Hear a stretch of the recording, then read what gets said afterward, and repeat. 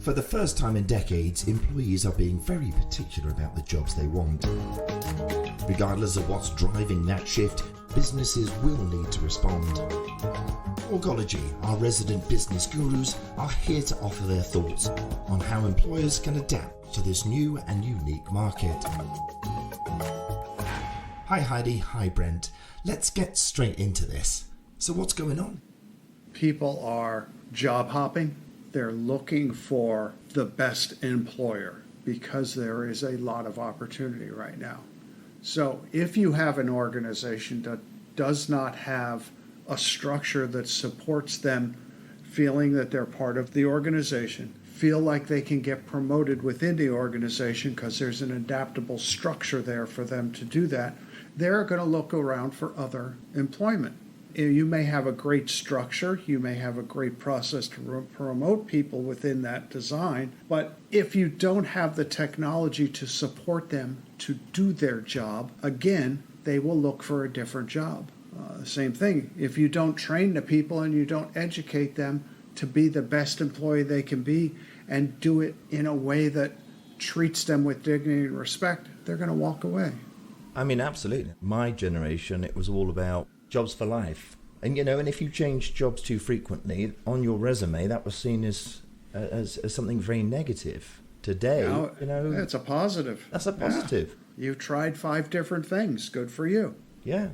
I've spoken to a couple of chefs that used to work in kitchens before the pandemic. They soon realized that once the money stopped coming in, how little they had in savings, how many hours they worked. And they're all reinventing themselves, or either changing career completely or finding another way of being a chef. Personal chefs, traveling chefs even. Suddenly they've got the same amount of money in their pocket, if not a bit more.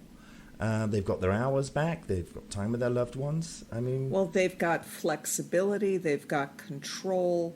And the restaurants are all saying, we cannot find enough staff. We need you back. And that's the really interesting to draw back to if you are myopically focused on the only tools you have are hiring staff, firing staff, or giving them an IT system. You're missing about 80% of your opportunity to build a great organization. Personally, I think the chefs are doing the right thing. They're reaching for opportunity that gets them a better quality of life. But if I'm running a restaurant and I need to hire someone, that means that I, as an organization owner, have to up my game and consider, do I break up shifts? Do I do things differently? Do I organize the work differently? What do I do to invest in making a more creative business? So that I can recruit those staff and keep them. And that's the thing, is keeping them. Because as an employer, you're thinking, well, this person, they've had 4 or 5 jobs in the last year. Should I invest in them when the likelihood is they're going to jump ship? I mean, how do you encourage your clients to get around that problem? Well, there's an interesting little hook in that one that we may get into in later episodes. Okay. Fascinatingly, organization design is much more popular in Europe, where there are labor laws that protect workers and allow workers to stay for a longer period of time. Here in the United States, with the more dynamic labor market, hire and fire, leave quickly, shorter periods of time, we put less emphasis on it. So that would be something interesting to get into in a future episode. Excellent. So how do you broaden your clients' thinking when it comes to training people and IT? I suppose we use a combination of humor and personal insight, which is often hey, Louis was a great person on your staff. So why isn't Louis here anymore? I hear you offered Louis a raise, and still Louis left. Why did Louis leave? And there you say... Maybe there's something else at play. Maybe there's something else you should be looking at.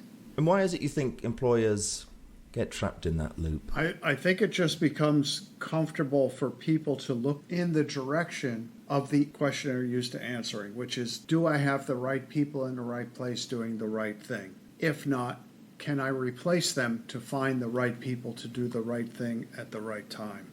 And if you only focus on that part of the equation, you're missing out on so many opportunities to not have to deal with that piece of the equation. So if I'm an employer, I'm listening to this podcast, what signs, what's going on in my business that tells me that I clearly have a people problem?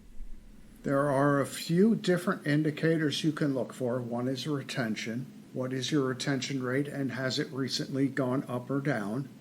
Can also look at, if you're a larger organization, what are my disputes that are brought forward? Allegations of abuse, other things that can happen, because that's an indicator that your culture is not healthy. We've had it happen more than once that if we conduct a workshop with a client, some form of an intervention, you can see the culture painted out in the interactions of the room. If people are supportive of each other or if it's toxic, you can figure that out in about 10 minutes, if you even need that long. That interaction, that dynamic comes over immediately in those interventions then between the staff that you bring together. It's interesting, outsiders see it, but the Right. boss and the supervisors hardly ever see it until you bring it to their attention. And I'm sure you've had this where someone, a schoolmate or someone you were dating said, hey, come home, visit my family, come home with me for dinner.